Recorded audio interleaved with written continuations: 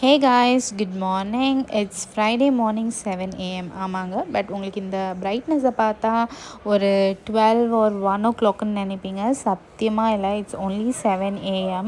இப்போல்லாம் வந்து பெங்களூரோட வெதர் செம்ம ஹாட் அண்ட் சனியாக இருக்குது. வெளியே போகவே முடியல. வெளியே தப்பி தவறி போயிட்டாலும் உள்ளே வந்து கண்ணாடி பார்க்கும்போது கட்டக்கரேன்னு இருக்கும். நம்மளான்னு நமக்கே அடையாளம் தெரியல, அந்த மாதிரி ஆயிடுறோம். அதுக்கப்புறம் வெளியே போகவே பயமாக இருக்குங்க. அவ்வளோ ஹாட்டாக இருக்குது இங்கே வெதர். இதுவே ஒரு 4 to 5 years பேக்லாம் பார்த்திங்கன்னா நாங்கள் வெக்கேஷன்ஸ்க்காக தான் பெங்களூருக்கு வருவோம். என்னோடய நேட்டிவ் பெங்களூர் தான், but I brought up at Chennai. So வெக்கேஷன்ஸ்க்கு பெங்களூருக்கு வரும்போது எதுக்கு வருவோன்னா அந்த வெதர்னால தான். It was very cold and ஒரு 10 மணிக்கு மேலே தான் இங்கே விடியுமே. அது வரைக்கும் கீழெல்லாம் அப்படியே பனி மூட்டமாக இருக்கும்.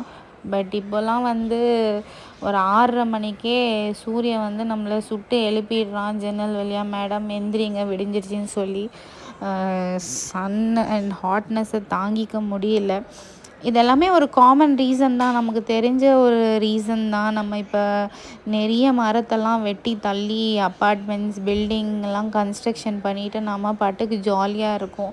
நம்மளோட அட்மாஸ்பியரை பற்றி நம்ம கவலைப்படுறதே இல்லை.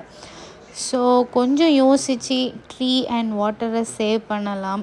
இது சொல்ல வேண்டியதில்லை, எல்லாருக்குமே தெரிஞ்சது தான். So let's do together. And ஃப்ரைடேனாலே க்ளீனிங் டே தான். அதுவும் நாளைக்கு எங்கள் வீட்டில் வந்து கெஸ்ட்லாம் வர்றதுனால வீட்டை டீப் கிளென்சிங் பண்ணோன்னு சொல்லி காலையிலே எழுந்திரிச்சு க்ளீனிங் ஷுருவாகிடுது. எங்கள் வீட்டில் ஒரு முட்டை கோழி இருக்குது காய்ஸ். அது இது வரைக்கும் 9 முட்டை போட்டிருக்கு. அதில் 2 முட்டை அதுவே தள்ளி உடச்சிடுது. இப்போ நான் 7 முட்டையை பத்திரமா சேவ் பண்ணி வச்சுருக்கேன். இந்த கோழி வந்து நான் ஃபஸ்ட் டைம் வளர்க்குறதுனால எனக்கு இது டோட்டலாக எத்தனை முட்டை வரும், எப்போ அடைக்கு உட்காரும்னு சொல்லி எந்த ஐடியாவுமே இல்லை.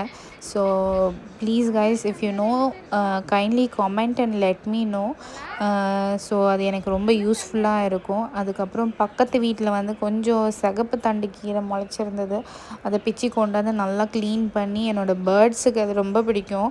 ஸோ அதுங்களுக்கு அது க்ரன்ச்சியாக இருக்கும், அதனால் க்ளீன் பண்ணி போட்டாச்சு. இன்னொரு வாட்டி என் கோழி முட்டை எதனா விட்டுருக்கான்னு சொல்லி அது கையில் காலில் விழுந்து போடுமா தாயின்னு சொல்லி பார்த்து மூடி வச்சுட்டு போயாச்சு. காலையில் இவ்வளோ வேலை செஞ்சதில் என் தொண்டை தண்ணி வற்றி ஒரு லைம் சோடா போட்டு குடிச்சிட்டு ஜாலியாக லஞ்சுக்கு ப்ரிப்பேர் பண்ணி சாப்பிட போகிறேன். guys, take care.